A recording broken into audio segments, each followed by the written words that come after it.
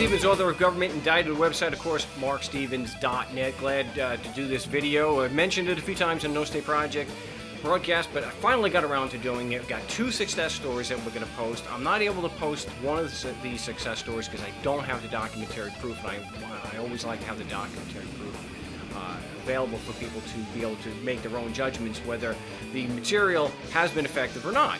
And so here we have 2 cases where we can definitely say in the one situation that the circumstantial evidence is pretty damn strong in one of them. But the first one, not so much. But we have Brady here, and it's from the Superior Court in the state of California, county of Orange. So it's Orange County. It's Fullerton, California. Brady said that I could do this unredacted, and I have posted this in other videos already. But I did take out his home address. I don't think that was necessary at all. But it does show here. Now, to give a little background, in California we file what's called the demur, where it is an attack on the sufficiency of the complaint. And so we're attacking the factual sufficiency of the complaint, that the mere allegations of the police officer are not sufficient to set forth facts constituting an offense. Just accusing somebody of violating the code is not a fact, and it's certainly not evidence that the code applies in the first place. So to have an offense, there has to be evidence the code applies in the first place, not an assumption. So as we'll see in section 1004, there has to be sufficient facts, not just a mere allegation. So what you'll see here is that the police officer did not show up.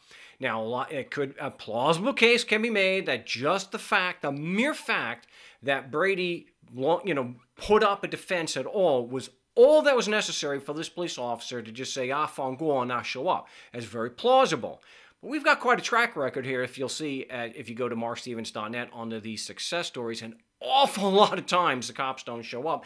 And we have reports where they just didn't show up for us, that they were showing up for other trials. So they just didn't want to go with us. So there it was pretty damn clear they didn't show up for us because of the defense that we had. And but a big congratulations to Brady, and thank you for sending me this. The other case, which I think is stronger circumstantially, that had everything to do with the defense that Ryan in Texas launched, similar in that we just call it a motion to dismiss, unlike California's called the demur. So it's not only the motion to dismiss that the complaint is factually insufficient, but there's also, of course, just like with Brady did, filing a Brady request. So the Brady request is putting more pressure on the prosecution to support their claim. Either they have the evidence proving their foundational claim that just because someone's physically in Texas, these magical rules called laws and constitutions apply and create obligations, or they don't. But they also have to have witnesses with personal first-hand knowledge of that. It goes to competency, goes to credibility. And the prosecution withdrew. So rather than provide any evidence to support their claim, because it's not in the record, and yes, you can say, oh, they're not required to, because if they weren't required to, why wouldn't they just put that in the motion to dismiss? Put it in writing. Most of the time they say that they don't like putting it in writing. So they'll try to claim that it's a trial issue, jurisdiction, or they'll make up a lie saying, well, jurisdiction's a pure issue of law. It requires no evidence. Except we need to know if you're physically in Texas, which is a matter of fact, not a matter of law. So big congratulations to Ryan, and thanks again also for sending me the documentary proof.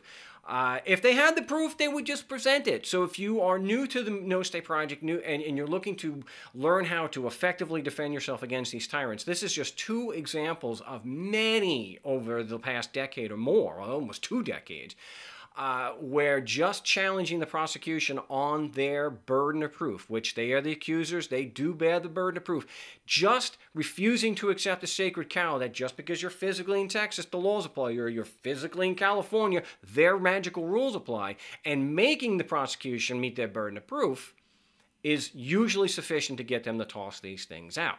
Again, we're just using pure logic. But if you disagree with something I presented here in this short video, if you think that the circumstantial evidence does not point towards the material that the defense that Brady and Tyler put forth, you're more than welcome to call into a live broadcast and show the circumstantial or direct evidence if you think it exists. and show where we are incorrect. Again, a big thank you to Brady and Ryan rather, for providing me with this documentary proof of the effectiveness of the Socratic method and going in and challenging the prosecution's burden of proof. Because if they had evidence, and if the critics had evidence proving that these written instruments apply to us just because we're physically in Texas or California, they would just provide it. But because they can't, they don't, and so that's why we get all these stupid things. Well, we can argue without evidence.